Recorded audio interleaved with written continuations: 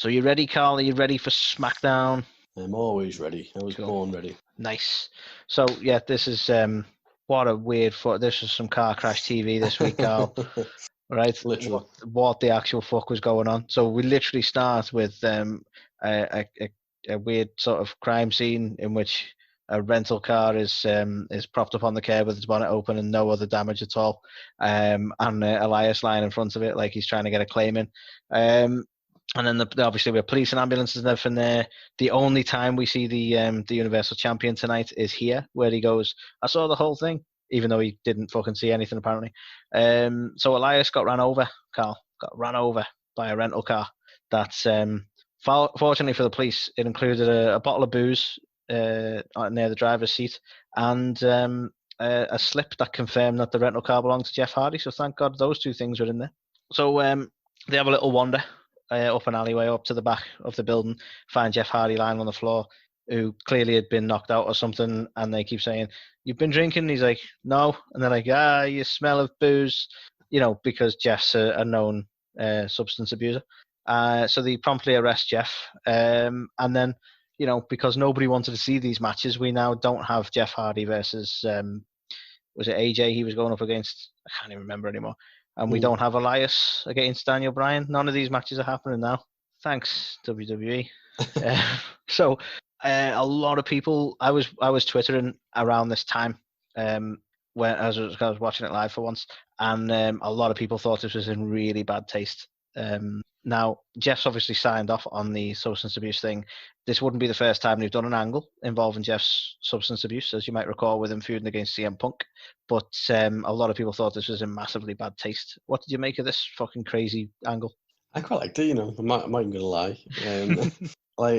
Don't get me wrong, it does feel a bit played out, this whole, Jeff Hardy's was a fucking alcoholic, blah, blah, blah. And, we've seen all the vignettes and stuff hyping up. And then, I don't know, it did seem a bit silly to kind of harp on about that again, but as a segment, especially in these times as well, I was definitely gripped by it as a start of a show. Definitely prefer something like this than fucking the Kevin Owens show, or you know what I mean. Yeah, and I'll agree with you. There was certainly difference. I think the bit that bugged me was the result of it being that Elias is completely out. He's injured. Apparently, he's suffered broken ribs and everything, according to the follow up that WWE did. And Jeff has, I'll spoil it because we're going to mention it anyway, but Jeff was arrested, so couldn't compete in his match. And then we have that all resolved. And then we're going into Jeff versus Sheamus again, which we've already had quite clearly. I'll explain that as we get on in SmackDown, but they're just pushing further into Jeff versus Sheamus. And I watched that once before and Sheamus dominated him, so I'm not overly bothered about seeing that again. But that's clearly where they're going with it. So I think more the result of, I was looking forward to seeing Jeff against either Daniel Bryan or AJ, or inevitably both, would have been cool for me. I would have been happy with that. But I think that's probably the bit that kind of annoys me with the whole thing. Yeah, same. So, so ultimately, because these two are out, we get this little debate over how the tournament's going to continue. Now, AJ basically is like, no, I took the win. I'll head happily straight to the final. Fuck it. Which he was allowed to do. And Daniel Bryan says, almost, to be honest, stupidly, I get that you want to be a fighting kind of champion or whatever, but this is kind of a stupid move. You've still got to go ahead and beat someone to win the title. You've still got to beat AJ to win the title. So why weaken your position? So he agrees to compete for his shot. So they agreed to hold a battle royal to determine who will be Daniel Bryan's opponent for the night for the shot against AJ for the IC title. Again, what did you make of this sort of decision to hold this sort of over the top rope battle royal? My first thought was, who the fuck is Purple Suit Guy? Yeah, just someone, because they forgot that they don't have authority figures anymore. Exactly. I was like, what? Who's this dude? Why is he in control of this situation? But yeah, I don't know. Daniel Bryan came across fucking like an absolute buffoon in this whole segment. There's being like a fighting champion, there's being an honourable guy, and then there's just being fucking stupid. Yeah, Jesus Christ! It was just the way he did it as well. He was like, I don't want to go out like that. I don't know. It'd be different if they were saying, well, the title's yours, Daniel. then you could understand him going, I don't want to win like that. That's not good. Yeah. He's still got to fight for the title anyway. Well, I'll tell you what, there was one bit in this whole segment that just actually made me laugh my ass off, which was Dolph Ziggler, of all people, where he just dropped a little one-liner in there, was saying, like, you don't just make matches, you're not Jack Tunney. And Jack Tunney was, like, the old school, like, president of WWF, like the on-screen guy who made the matches, like Hogan and Warrior era kind of thing. Nice. And just being an old school guy, that just proper just tickled me, because he's just a fucking legend, Jack Tunney. Everyone just used to boo him and hate him, and he was just so bad, but he was like good bad. It was quite fun. Yeah, that was a nice little nod in it, to be fair. Fair play to Ziggler for getting that out there. But yeah, I mean, I don't mind. It's nice having a battle royal. That's always good fun. But I think with AJ choosing to just go straight to the finals, it just made Brian look fucking stupid. Also worth a mention, by the way, the unexplained Gulak stood next to him again. They're not going to mention that, are they? He's been there the whole time. Didn't sack him. Nothing. So he's clearly back. So we then move on to Sonya doing a bit of a... This was an unusual way of doing a promo as well, because she was doing a bit of a promo talking about basically how she's going to beat Lacey Evans. A promo felt a little bit clunky for me. Seemed like she was almost, fumbling a little bit. But then Lacey Evans sort of shows up and shoves her, which I was like, okay, not seeing that too often in promos. So it's just seeing her talking shit about her in front of a camera. I thought, I'm going to shove you anyway. So that tickled me a little bit. But what do you make of Sonya on the mic? People are loving Sonya at the minute, but I felt that was a little bit weak. Yeah, it wasn't super strong. I don't think she stumbled or was clunky as such, but I just think it was just felt a bit flat. Do you know what I mean? So it just didn't really have much substance to it. Yeah, fair enough. Sorry, I'll double back. I never actually gave the result for the Battle Royal. I just realised that I just carried straight on after moaning. Obviously, so we with the Battle Royal, we ultimately get down to Sheamus versus weirdly Jey Uso of all people. Haven't seen him in a while. He's not been doing much since Jimmy's not been around. With Sheamus getting the bro kick on the outside and dropping Jey. So yeah, it was Jey. So we've now got Sheamus going forward against Brian later on tonight. So apologies for that, because I sort of quickly moved on to Sonya, because obviously that was more exciting. So after the whole Sonya little promo, we had Cesaro backstage making jokes about Shorty G. So during the Battle Royal, Shorty G managed to get the elimination on Cesaro. Cesaro took umbrage to that and snuck back in and eliminated Shorty G, as you do. And basically just making short jokes, saying he couldn't be IC champ anyway, and called him little guy and patted him on the head and all that kind of bollocks. And saying he did him a favour. So this leads to them both agreeing to have a match later on tonight. So we're going to see Shorty G versus Cesaro, because, money match right there, Carl. Money match. Do you think they're actually going to give Shorty G a bit of a push here? What do you reckon?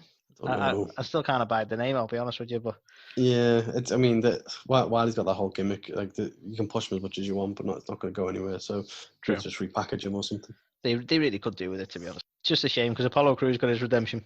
So then next match of the night, we actually go into the Lacey Evans versus Sonya match.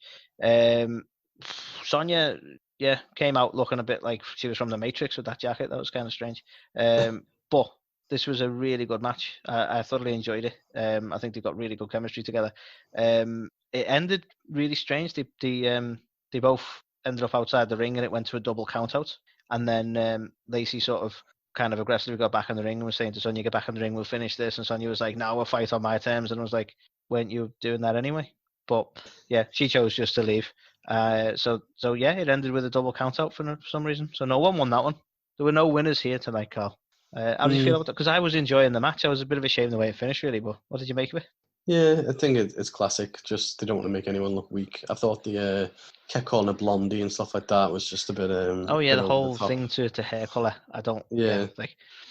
But yeah, strange finish, strange match. But again, it had markings of a good match. I don't think they're done with it as a feud, so you never know. We might get to see that actually play out properly.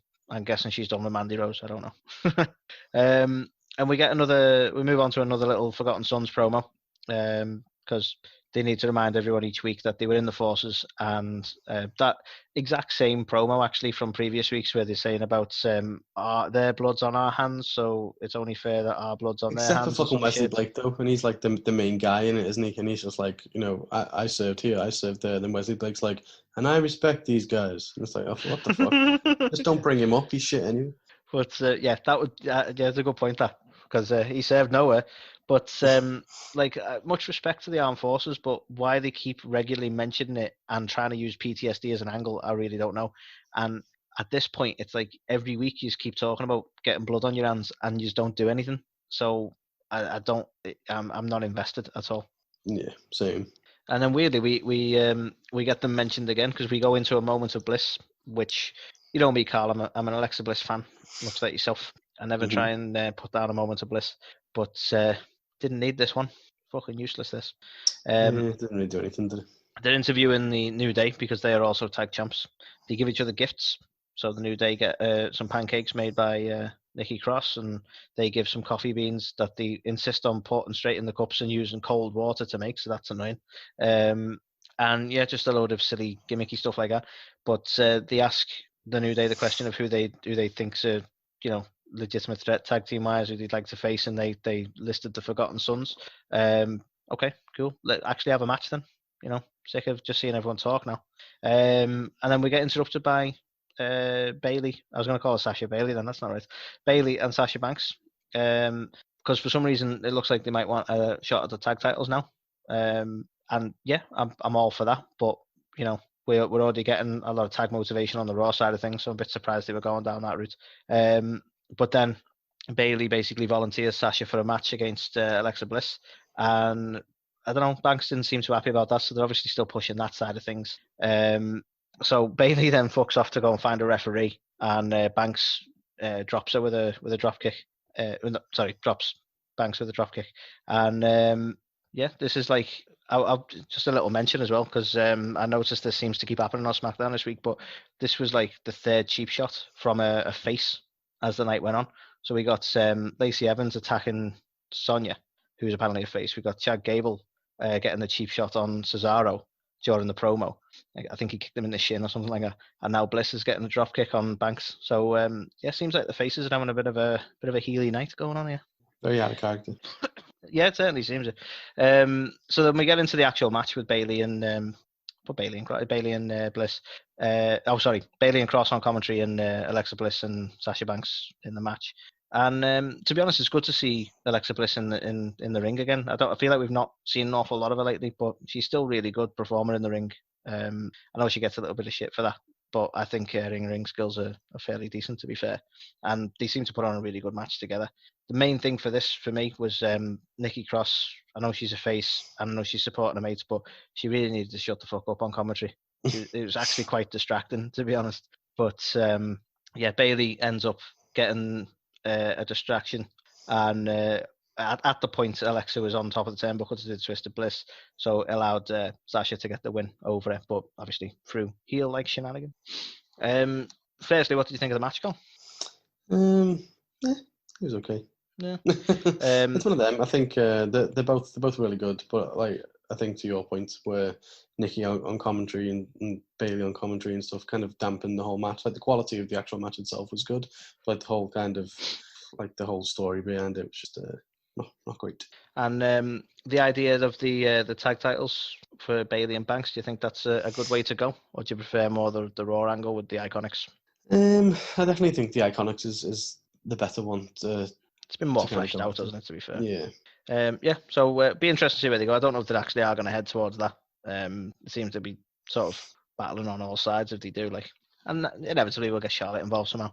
See what we can fit it in. So then we move on to this match between Cesaro and Chad Gable. I'm going to show him the respect of calling him Gable. And you know what? He's fucking awesome in the ring. Like, you don't get to see it all too much, but he had a really good match against Cesaro. And I genuinely wish they'd actually push him as a wrestler. I mean, like you say, he needs a whole repackage now. But that being said, in this match, it was great seeing that he didn't just get the squash. It was a really good match. I was really kind of hoping we were going to get a bit of a surprise sort of move here, with the Battle Royal. And we see Shorty G even managing to get to a match against Daniel Bryan, which I think would have been a good performance between the two. But we've ended up where we've ended up, and we're stuck with Sheamus versus Bryan tonight. But what do you make of the Cesaro Shorty match, mate? Yeah, I thought it was really good. They're both obviously very talented athletes, and both of them haven't really had the opportunity to get that much ring time or kind of shine in the ring. So I thought they both put on a really good match considering. I mean, that's probably the thing, isn't it? I'm giving Shorty G or Chad Gable all the credit there for being unsung, but Cesaro's not really had a very strong push either. So they're both underused talent, really, aren't they? Mm-hmm. And the strangest part of the night for me was we cut to Chris Farley, or Otis as he's now known, and Mandy Rose just having a relax by a pool because that was needed. But the strange thing for me was this: like they have this thing where they're cutting to them and just enjoying each other's company by the pool, and he goes for his room and she's like, "Oh, I'm just going to chill here," and then we get to see her dream. Like, have we ever had this before? Where it just cuts to a dream sequence that Mandy's having. How we're meant to suspend disbelief on a level, but we've now seen a video of what she was dreaming about. The fuck was that? I don't know. I thought it was quite funny. It was clearly a rip off of that Fast Times at whatever it was called, fucking Ridgemont High, wherever it was, with the Kate, where she takes the bikini off and stuff. Oh, of course, yeah. Yeah, so they're obviously trying to play into that thing, but I don't know. I thought it was definitely weird as fuck, but at the same time, I'm not a big Otis fan, and I thought this was alright. Yeah, I mean, I think the only thing for me is I understand why it's amusing, but at the same time, it's the same thing with WWE of going, this is funny because he's fat. Like it just boils down to that basic joke again. But that being said, Mandy sold it really well in terms of like I think she done that bit where she squeezed the suntan lotion bottle or whatever as he was getting out of the pool and stuff. It was it was quite kind of amusing based on her reaction, but I was really sort of thrown out of it. But like, why are we able to see what she's dreaming about? Like, isn't this getting like broadcast to the SmackDown studio or something? Like, the fuck? But nevertheless, all a bit of fun, I suppose. And then randomly, we had Kurt Angle arrive to just promote, firstly mentioning that he's looking forward to the greatest wrestler match ever. Don't need to name any names there, Carl. We all know what the greatest wrestler match ever is going to be. And then he's turned up just to, I say turned up, he was doing a VT, so he could have been fucking anywhere. But he was mentioning that the new face of SmackDown brand is coming. Guess who it is, Carl? Bruh. Yeah, it's Matt Riddle. So, can't wait for Vince to get that high on Matt Riddle that he, just sort of partners him with a big fucking dog or something because he's that kind of guy, proper fucking stoner. Riddle and Hooch. But now I'm all for him moving to the main brand. I don't know why it needs to be announced like this. I've not seen anyone else get. Normally they turn up or something like that. It just seems to be like a big pre-announcement. He's going to be here. He's going to be on SmackDown. He's huge. He's great. I can already see it falling flat. I don't actually know, who's he going to go up against? What kind of rivalries are we looking at? Are we going to throw him in the main title picture? Do we want to see him against Braun? I just don't know. Like, can you put him anywhere here where you're going to be like, yeah, this is going to be legitimately exciting? No. So I'm not a strange one. I'm trying to see what motivated the decision to move him to SmackDown, but I just can't. But hopefully they go somewhere with it that I just can't see right now. But I don't know, I'm looking at it like, seems a bit weak. But he just come off a really good match with Thatcher, so who knows? Right, so we have Sheamus arrive backstage while is it Kayla Braxton? I want to say Kayla Braxton. She's talking about the literally just announced Matt Riddle thing, and then Sheamus rocks up and he's like, "Oh yeah, you'll talk about Matt," like berating her for talking about it. It's like, yeah, because it's actual news, Sheamus. Like, she's not going to talk about you because you were in a match and you're here. Like, there's no news there. So I still don't get why, because even argued with Cole earlier on, I don't. It's like they're doing the jobs, man. They're called announcers, for fuck's sake. So I'm not really digging Sheamus as a heel. Is the point I'm making there? And then we get cheap shot from a face number 4, because Brian arrived. And it was Brian. Brian kicked Sheamus in the shin. So I think Shorty G must have been the shin kicker. But again, another face just turning up and doing something kind of heely. Kind of weird. But we end the night on the Brian versus Sheamus match anyway. And it was actually a really good match. And I don't know if you'd have been more invested in this as well, because you distinctly remember the last time these two faced off. And they did allude to that. Because Sheamus is loud enough that you can hear what he's saying in the ring, so that's good. But they did allude to the 18-second match and the fact that, Sheamus reckons he put Brian on the map and all that sort of thing.